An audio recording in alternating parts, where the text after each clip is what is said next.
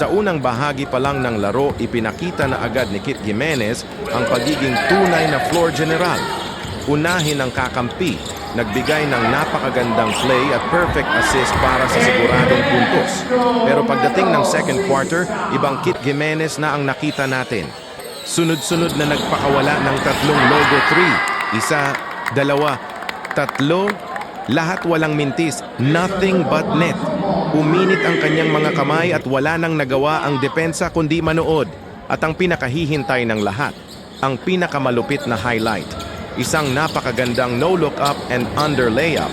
Iniwas ang depensa, kontroladong-kontrolado ang galaw at binitawan ang bola nang hindi man lang tumingin sa ring. Swak! Talagang ipinakita ni Mr. Quadruple Double kung bakit isa siya sa pinakadelikadong playmaker sa torneo.